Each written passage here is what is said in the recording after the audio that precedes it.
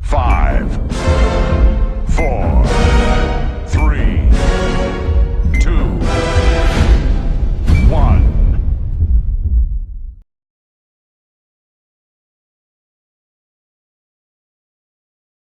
Bismillahirrahmanirrahim.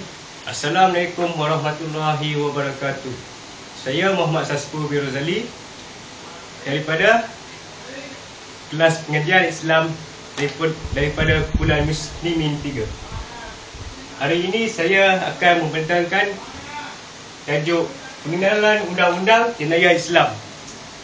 Dari segi pengertian, perbuatan jahat yang diharamkan syarak sama ada nyawa, tubuh badan, harta benda dan sebagainya. Selain itu, pembahagian undang-undang jenayah Islam terbahagi pada 3 bahagian, iaitu hudud, kisas, takzir.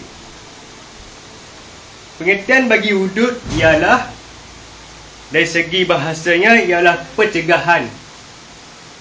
Sudut bahasa pula kesesaan yang bentuknya telah ditetapkan oleh syarak dilaksanakan bagi menjaga hak Allah.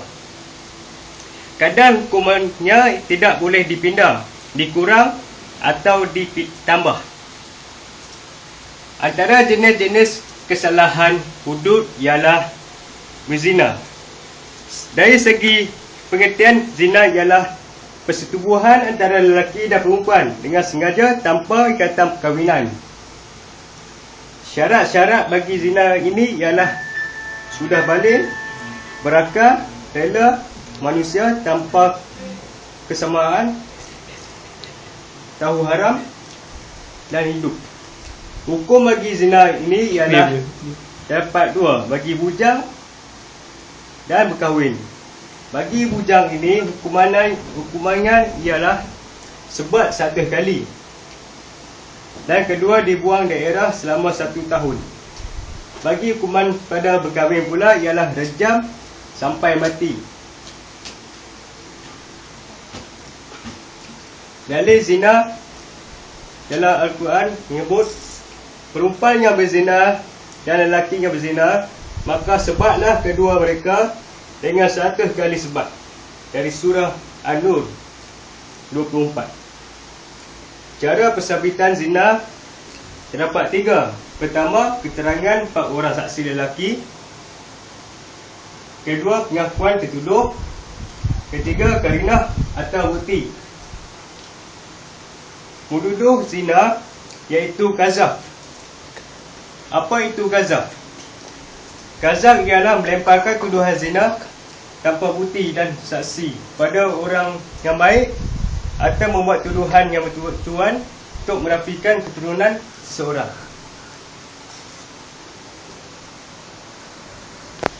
Hukuman qazaf ialah 80 kali sebatan.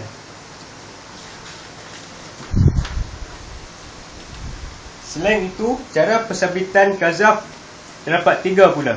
Yang pertama, keterangan 2 orang saksi. Kedua, pengakuan tertuduh. Ketiga, sumpah. Seterusnya, jenis kesalahan bagi hukum hudud ialah minum arak. Arak ialah meminum sesuatu cair yang memabukkan, sama ada mabuk atau tidak, sedikit atau banyak. Syarat-syarat bagi kesalahan minum arak ni ialah Islam, baligh, berakal, tidak dipaksa, tidak darurat dan tahu haram. Hukuman bagi yang minum arak ini ialah 80 kali sebatan. Cara pensabitan minum arak ialah keterangan 2 orang saksi, pengakuan tertuduh dan karinah atau bukti. Yang ketiga pula, jenis kesalahan hudud ialah mencuri. Pengertian bagi mencuri ialah mengambil harta benda orang lain dengan cara senyap dan sembunyi. Syarat bagi kesalahan mencuri ialah cukup nisab, itu kadar. Kedua, baligh. Ketiga, berakal. Dan hukuman bagi yang mencuri ini ialah potong tangan secara bersilang. Seterusnya, cara persabitan mencuri. Keterangan dua orang saksi. Kedua, pengakuan tertuduh. Ketiga, sumpah. Dan yang keempat, jenis kesalahan wuduk ialah merompak. Pengertian bagi merompak adalah secara sorangan atau kumpulan dengan tujuan mengambil harta dengan kekerasan, ancaman, ubutan atau mengambil harta, membunuh dengan menggunakan senjata. Hukuman merompak ialah dan terdapat pada 3 jenis, iaitu merompak sahaja, potong tangan secara silang, itu sama dengan pukul hudud bagi mencuri, membunuh dan merompak. Hukumannya ialah balas bunuh dan disalib. Ketiga ialah membunuh tanpa merompak. Pembalasnya ialah bunuh. Cara persabitan merompak ialah terdapat 2. Keterangan 2 orang saksi. Dan kedua, pengakuan tertuduh.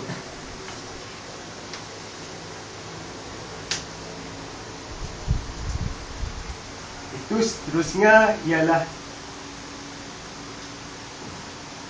qisas. Dari segi bahasa, qisas ialah kesalahan atau keseksaan. Manakala dari segi istilah, keseksaan yang bentuknya ditentukan oleh syarak dan dilaksanakan bagi tujuan menjaga kepentingan individu.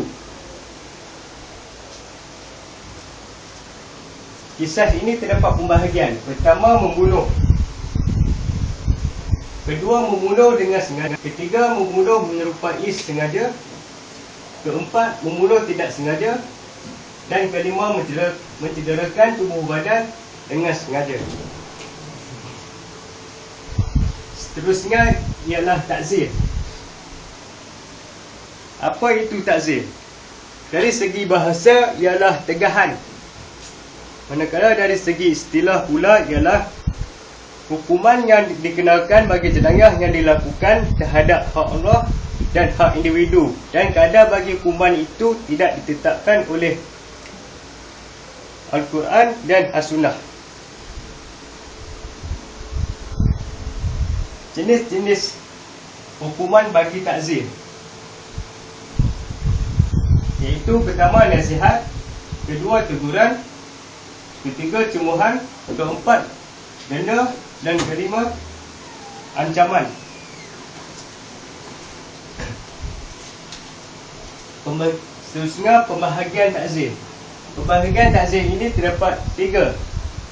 Yang pertama, takzir atas perbuatan maksiat, iaitu sebagai contohnya, meninggalkan perkara wajib, melakukan khurafat atau ajaran sesat. Kedua pula ialah takzir untuk kepentingan awam. Apa itu takzir untuk kepentingan awam? Ialah contohnya seperti mengumpat, rasuah, merosakkan harta benda awam. Seterusnya, ketiga, takzir atas kesalahan kecil. Sebagai contohnya, melanggar peraturan undang-undang.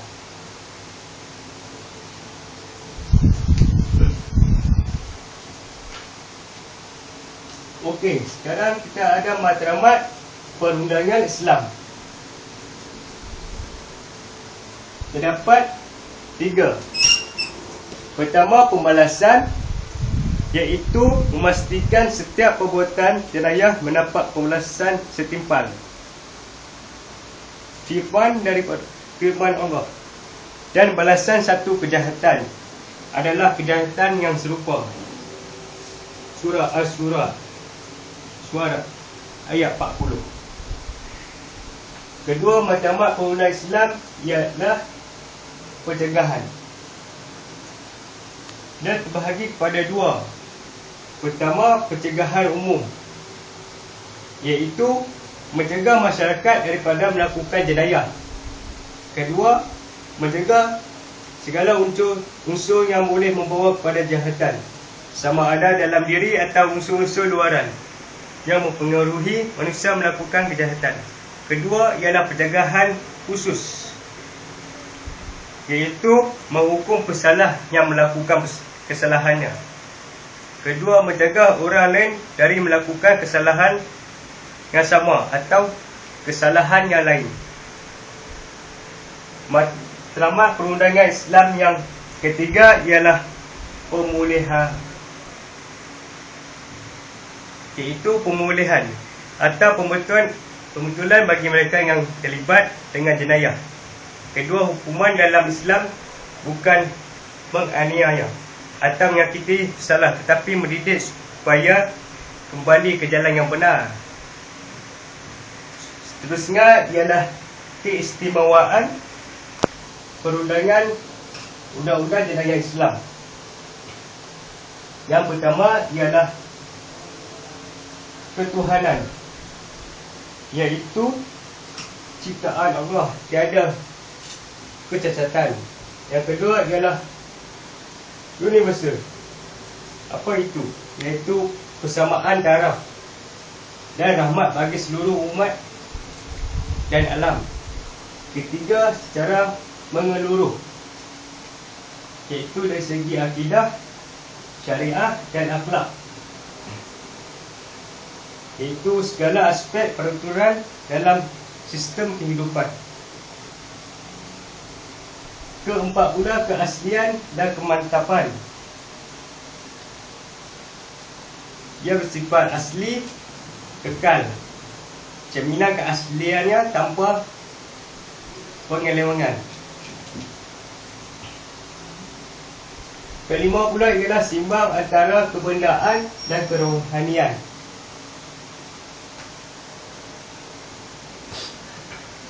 Iaitu